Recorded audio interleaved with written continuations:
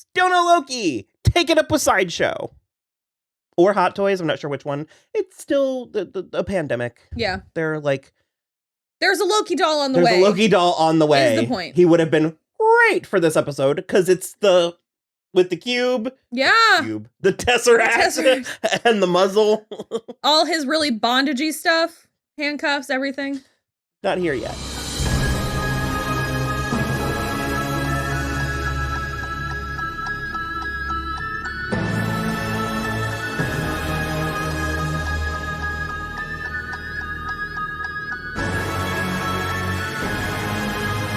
Hello, everybody. I'm Will. I'm Kristen. This is why I'm watching this show. Your twice weekly pop culture podcast where we talk about movies, TV, music, and more. I was on a roll, so I went with it. All right, go.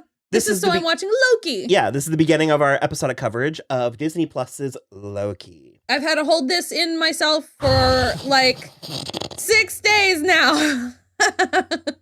I'm so excited. You were so excited. You were like, "Did you watch Loki yet?" And I hadn't. Yeah. And I was like, "Was it good?" And you were like, "Gross."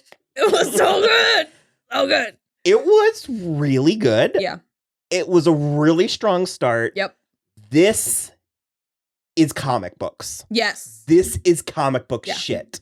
Whenever you're like talking about it and you don't have the inner knowledge, it sounds like soap operas where it's like, well, this is so-and-so's evil twin, but they're from a separate timeline. But then this is after they rebooted it the third time with the yada yada. And it's like, I love it so much that we're here with the MCU, that we're arguably 30 some properties, like individual elements of entertainment in, and the story is not only still going strong, if anything, getting more interesting. Yeah. That's not to say that they can't misstep. I'm sure they will. But the fact that, like I said, we're 30 some properties in and we have introduced the multiverse and it is but the beginning and we understand what it means. Yeah. Wild. It's, the work that they did in this episode was so good. This episode addressed easily 70% of my issues with Loki as a character. So are you in love with the war criminal now? I mean, they acknowledged it in a way that, like, because let's be honest. I mean, my favorite character is Queen Cersei. I have no issue with morally gray characters. She is none more black. Want to talk about war crimes? Yeah. Jesus Christ. I'm saying, though, that Loki really got off as like a scamp, which I love that this did two things. It acknowledged his war crimes, but then also contextualized him as a pussycat, as the least of their concerns. Yeah.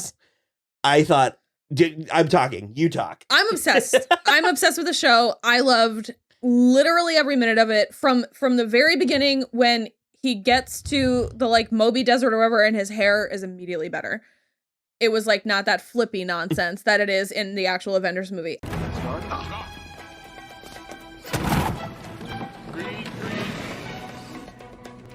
A few moments later.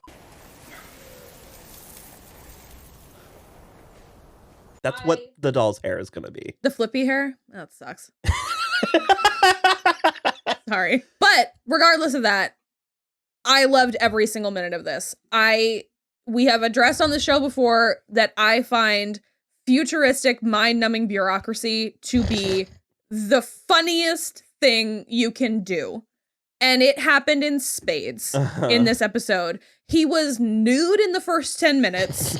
I mean, it was just so funny. And I mean, there's moments along the way, the whole time he's trying to like assert himself as, you know, a god, an Asgardian. So pathetic. But by the end, he gets very pathetic. But in the midst of all the bureaucracy, you can see the moments where he's like, well, no, this is the way I can survive, is to keep going. Like the ticket, the like sandwich ticket thing.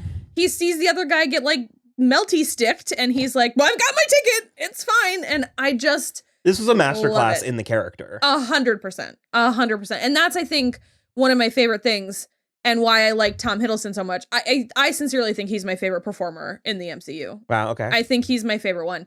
And he's absolutely one of my favorite characters, but I think he's my favorite performer because he's consistently given Loki more and more and more, and he just knows his character inside and out. And I don't know if that's his training or, you know, just that he loves this role so much or something, but it is fascinating watching him play this character. I love it. And the people that they brought in, we didn't get a lot from Gugu. She's on the show. Owen Wilson. Unbelievable. I never would have been like, you know what this needs? Owen Wilson. Cut to Seth Meyers' Owen Wilson. Have I been showing you that? He has this ongoing shtick of Vince Vaughn and Owen Wilson. Yeah. I love Owen Wilson. I've loved Owen Wilson for a really long time, but he's always been a certain thing to me. This is such a weirdly stripped down, and but it's still him though. It's still him, but it's like a stripped down, really like different Owen Wilson. It's really grounded in a way. I was like so impressed with him. It's comparable to the Jeff Goldblum, where I'm like, so we're gonna bring this like thing into the MCU, and then you see it and you're like, of course we are. No, why haven't we done it yet? And it works so well. And I was like, to be honest, a little bit worried, because while I do love Owen Wilson, he is kind of good at like that one thing, you know? And so I was like, and he got also, that one thing has been utilized to mixed results. Ad nauseum, one might say. And so I was like, going up against Tom Hiddleston as Loki, you're coming in as Owen Wilson as this character none of us have ever met before. How is this going to happen? And their scenes together are incredible. Cryptically named Mobius. It's Mobius M. Mobius is actually his name. That's how he's credited. Wow. Yeah. Because a Mobius strip is the flipping infinity strip. It never ends. Yeah. I don't know how I feel about Mobius. We are positioned to like him, which immediately put me into kind of a, I don't know. I think we're positioned to like him differently than we were positioned to like John Walker. Yeah, well, sure. Meaning I am not suspicious of him yet. However, that being said, and I'm suspicious that I'm not suspicious of him. Well, no. That's where I'm at. That's not what I was going to say. But that being said, I believe that it's his fault that this other Loki is killing people. I don't even know that I believe. Well, yeah, I don't know. Well, this other person that's killing people, I believe it's his fault. I believe he's done this chain of events before, but maybe slightly different.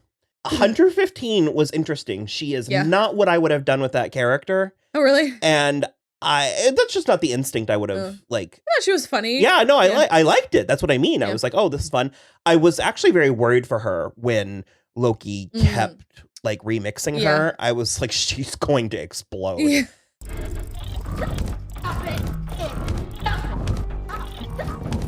It was, like, fun watching him get a little of his own back in that moment, because he was, like, so... annoyed and like upset by that point. And he was like, you know what? Fuck you specifically.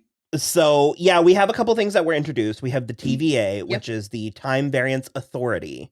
We have the Timekeepers, which are, I guess, are beyond deities. I wouldn't, cosmic entities. Yeah. There's 3 of them. I thought we had seen them in the MCU. I thought they were the 3 things that Stan Lee was talking to, I think, in the Guardians when he had the yellow spacesuit on. Yeah, I don't know. But when I Googled it, I did not get that. Okay. So I imagine we'll see them. We'll certainly learn more about them. Sure.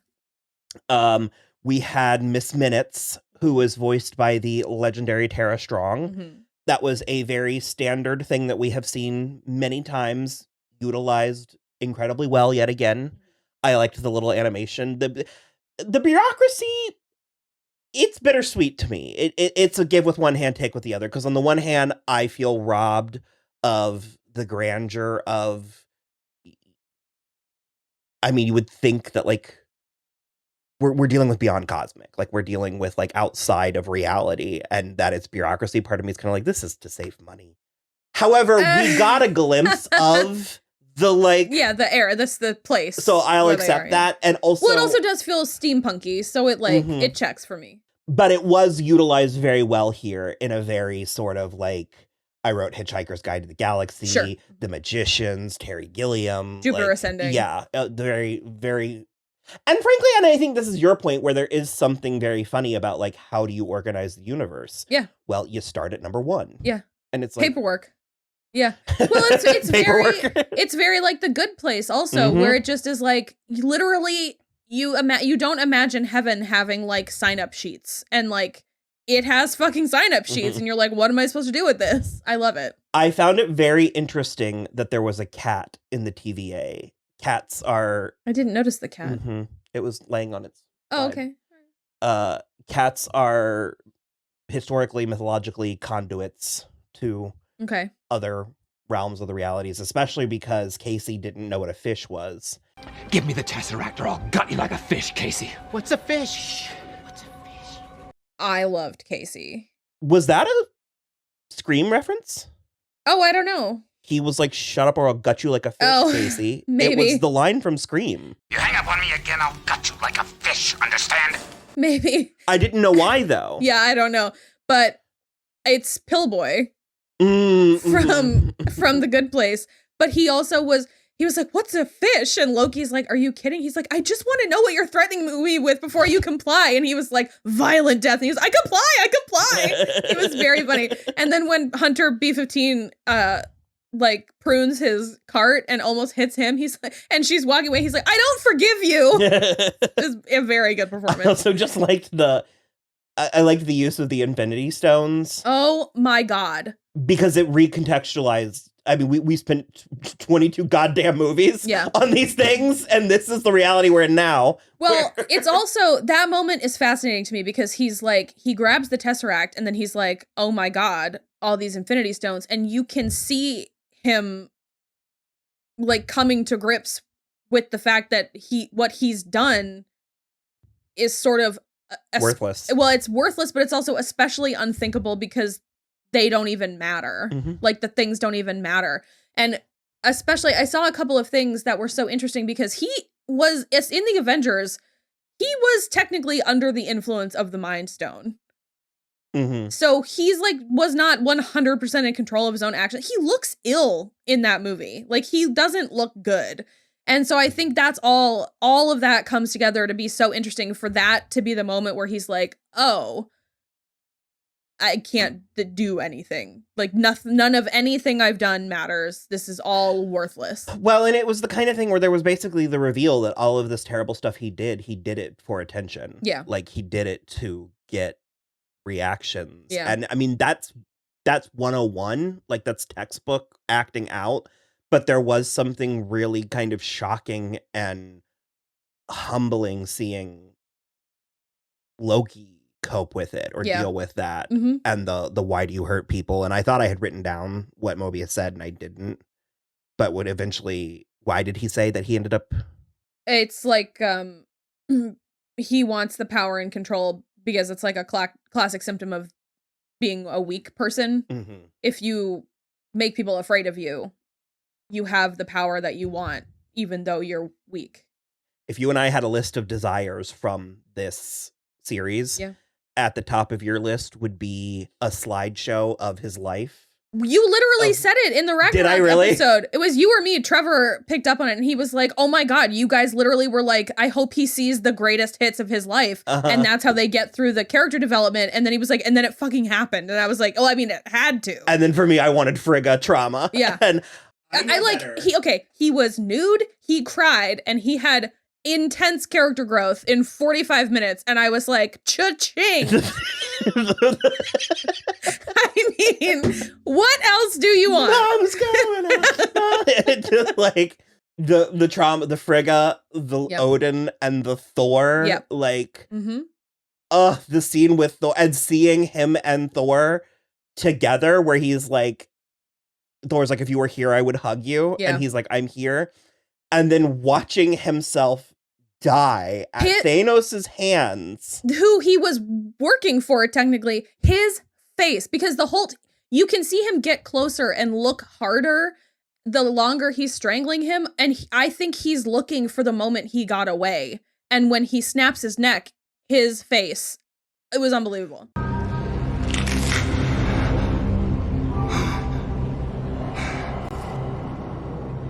But it's like, considering that he died, he got not the last laugh, but like the upper hand, because he was like, you will never be a god. Yeah, well, and also he like died doing the right thing finally. Trying. But I'm also a little afraid that his takeaway is, look where that got me. I don't think it is yet. It's a possibility. It's a possibility it'll go there. I think right now I think he wants to be helpful currently. So I know better than to put actual faith, actual hope, energy into getting Rene Russo on this show. I think it's a possibility. I don't think it's a certainty. But I did want to say, as someone, as a certified Frigga stan, based on, a culmination. Well, actually, when you include Endgame, she's probably got a solid half hour screen time. But even if we don't get more from her, I am so pleased that she mattered, that her death mattered, and that it wasn't just a plot contrivance. Well, it's the thing we like so much about certain TV shows. It still matters. They're not done talking about it. In 2013, when it happened, I was like, oh, this sucks. I thought the best I was going to get was a funeral gown. Sure. I never thought that, I bet you 10 years from now, this is going to be the crux of one of the, shows. For sure. It's so gratifying being a Marvel fan. It kind of is. I mean, even their lousy stuff. It's like, okay, fine. Falcon and Winter Soldier ended on kind of a thud. But it was not my favorite finale. It was still great. I mean, it was still fun. It still furthered the journeys and 100%. We got AO. We did get that. Yeah, I don't know. There's also stuff about that I like because, again, it's furthering she furthers so many other characters in her life and her death, and when they went back in time and everything. And so it's the moments where he's scared that they have her and are threatening her to make him comply with them. And I think that's also fascinating. And I don't know. Well, and also, I mean, at this point now, he and Thor are all that's left. Yeah. There are Asgardians out there, but still, it's of their family to be this dynasty, this celestial dynasty. And I mean, because for better or worse, not even Hela, which I still think, I mean, I know Cate Blanchett is quite the piece to deal with, quite the pawn. But I'm like, she's the goddess of death. We can get her back. Sure. Yeah. I mean, we didn't actually see her expire. And again, wouldn't that just make her stronger? Sure, of course. I don't know. I was really blown away by this. You're probably going to feel, I'm predicting you're going to be pissed about this. I kind of love that the DB Cooper thing was an in and out. Oh, no, I loved it. You did? I thought it was so funny. Especially when he was like, I lost a bet to Thor. Hilarious. So he just was DB Cooper? Incredible. So stupid. I also love the fucking... I think it's bold to launch a show, Loki, your hero Loki, and to have several times him be a total jackass in the episode. Because when he had his line, the timekeepers have built quite the circus, and I see the clowns are playing their part to perfection. I was like, seriously, Loki? Yeah. And then I mean, Mobius was like, metaphors.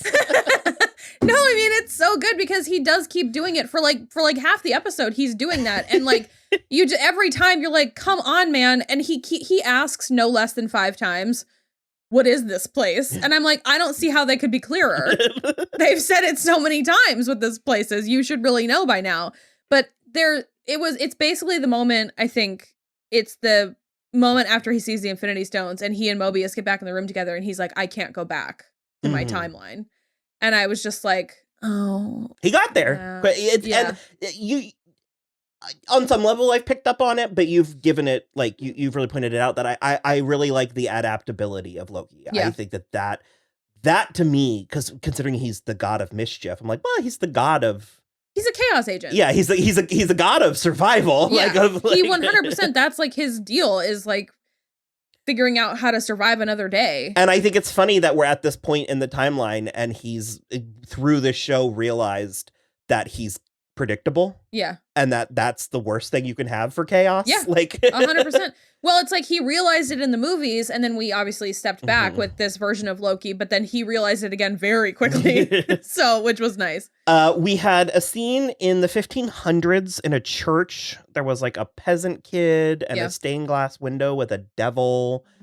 I don't know if that's meant to be Loki or Red Skull, or if we're trying to do this Mephisto thing that people keep talking about online. I'm not calling anything Mephisto again because everybody was fucking nutting off about that for WandaVision. And it ruined a perfectly wonderful show. Yeah. Like, I ended WandaVision disappointed in a way that it took me the months afterwards to be like, wait a minute, I actually loved WandaVision. Yeah. I just had to take it for what it was and not what I was hoping it would become. I suspect it's Loki because of the horns. Yeah, but he's not red. Well, he's not red. Yeah, I don't know. The last scene was in 1858, Salina, Oklahoma. The time bandits, what were they? The hunters were there, or the Minutemen. The Minutemen. That's what they were calling them. We're looking for something. We're presuming it's this alternate Loki, but we had no confirmation. If it is alternate Loki for real, that's what they were looking for. But he keeps on just like wiping out teams of Minutemen. Well, he set them on fire and they burned to death. Alive, that was I was like, whew. Also, so I guess in an oil field. I guess they're mortal. The Minutemen, I think, are they can be killed. Yeah. I don't know what their lifespans are like. So, that was it for that. I think that's that on that. I'm obsessed. Apparently, the second episode is just as good because the consensus people have gotten screeners. So yeah, I'm excited. Okay, well, check back in with us. We will try to get these to you as quickly as possible. So probably Wednesday evenings. Wednesday evening, Thursday morning. But yeah, we'll have one for every episode much closer to the time they come out now. Yeah.